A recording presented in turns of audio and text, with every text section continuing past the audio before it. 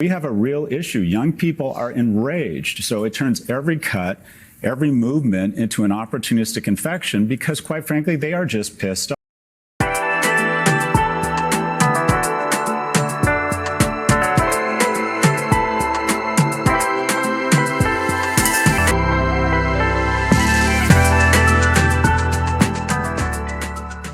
We have a real issue. Young people are enraged, so it turns every cut, every movement into an opportunistic infection because, quite frankly, they are just pissed off. We showed you this clip, I think, about 8 months ago. This is NYU Stern School of Business professor Scott Galloway, who I've had on the show, and I think we have him on in a week. 34, 60% of them in 1990 had one child.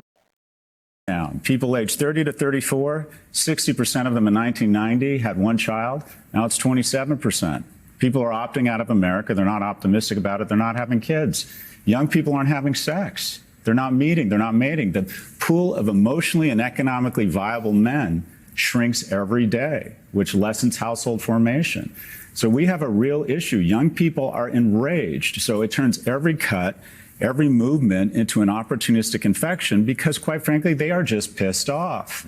They look up, they see wealth, exceptional wealth across my generation and people in certain industries, and they are really struggling. Their purchasing power is going down, and the incumbents create artificial scarcity on campus. We take pride in rejecting 90% of our applicants, so the incumbents who already have a degree see their degree go up in value. We get very concerned with housing and traffic once we own a housing. Housing permits are sequestered from young people. Housing prices have gone from $290 to $420 in the last 4 years. So a young person, a house, stocks that I don't own skyrocket in value. Let's have COVID relief and flush the markets and take assets way up, because if 1 million people dying would be bad, would be tragic if I got less wealthy. And we're doing it on their credit card. Young people have every reason to be enraged, and every issue they see, they look up, they get angry, and they see someone doing better than them. And then every day it is speedballed in their face that they are failing, that they are not doing as well as everyone around them. We have lost the script. Our kids are more anxious and more depressed and more obese and more addicted, and we have made a purposeful decision to let this happen by ensuring the people around this table stay wealthy at the cost of young people. You've got to love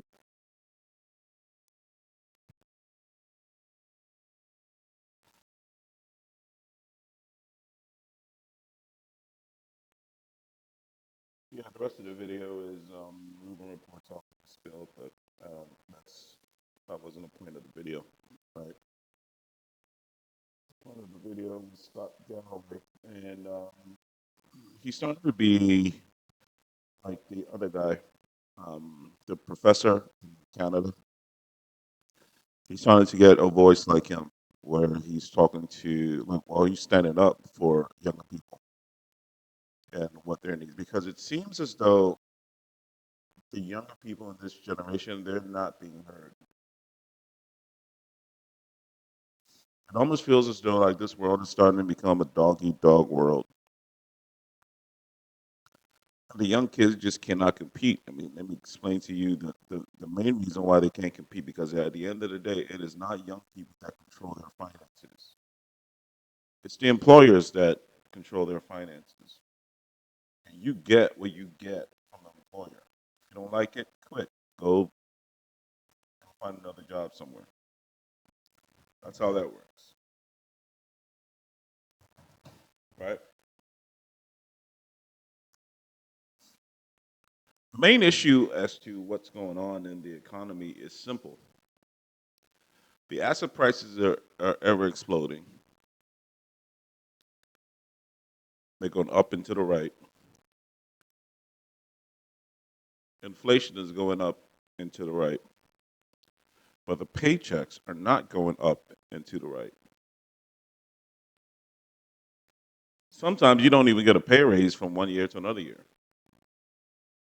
If you just meet the standard of expectation, they won't give you a pay raise. They'll keep you. You'll keep your job, but you're not getting a pay raise.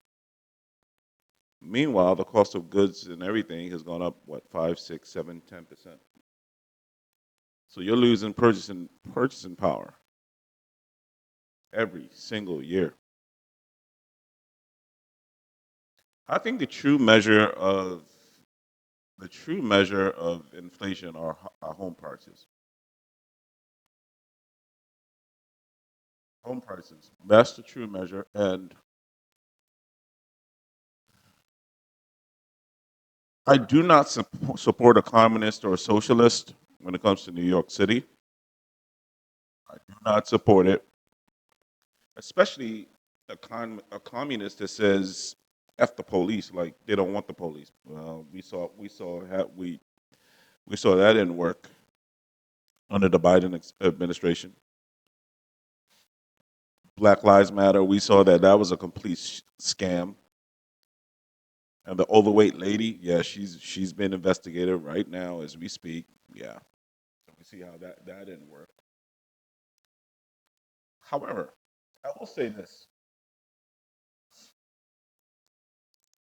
I understand why New York City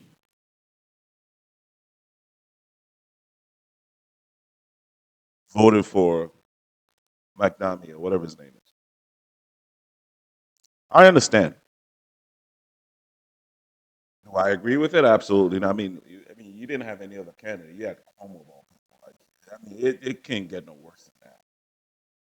It's almost like Trump just won by default. Well, Trump was a great candidate, but I mean, you put Kamala Harris against him. Like, it was a layup.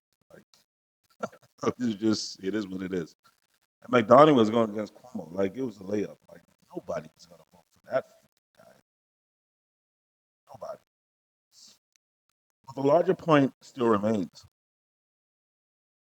People are sick and being fed up of just skyrocketing prices.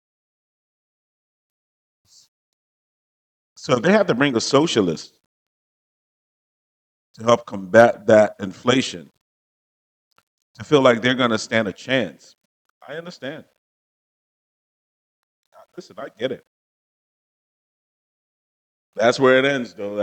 I don't agree with anything else this dude is talking about. That's where it ends. But as far as giving the average man a fair shake, but at the same time, all these things that this dude is talking about, citizens of New York don't have to pay for. Guess what? Somebody's going to have to pay for it. And the big boys, they're leaving New York City in droves, which means the jobs. So but listen, man, I get it. I get it. Like, the average person they don't see past their nose. They just don't. But I've lived in New York for a little bit. I have friends and family in New York City. You couldn't pay me to live in New York City. Never. The only thing I like good about New York is just the food. The food and the clothes. That's it. Food, clothing, oh yeah. New York, that's your spot. Other than that, I couldn't care less.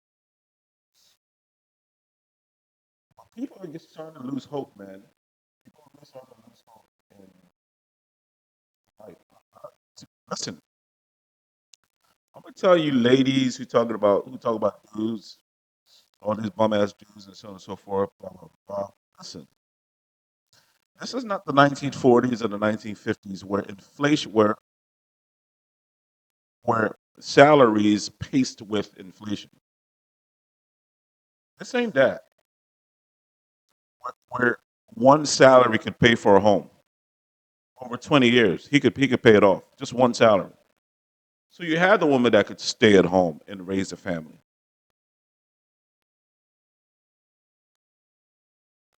The price of mortgages and price of homes have gone up at least what 20x since. The same house you bought for $50,000 in 1960, right? It's probably close to $1 million right now. You're not making $1 million a year. You're not even making a hundred. The average person is not making $100,000 a year. The average person back then was making what, $15,000 a year. Now the average citizen makes $40,000 a year. Not quite three times. Then the price of a home has gone up like what 20x. What are you supposed to do? Price of eggs have gone up what 50x. What are you supposed to do? So, ladies, to bring it back to, and this is why men have just started dating. They just stop dating because they just look at it like, what's the point? I can't afford a family anyway. I'd rather just struggle by myself than have to worry about a child or have to worry about a woman, a nagging woman at that.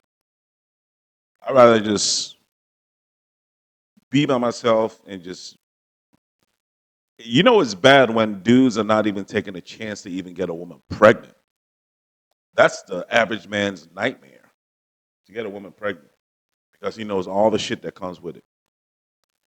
And especially when the women today are not even chaste or chaste. Sorry, they're not even chaste. They're not nice. They don't like you. You know.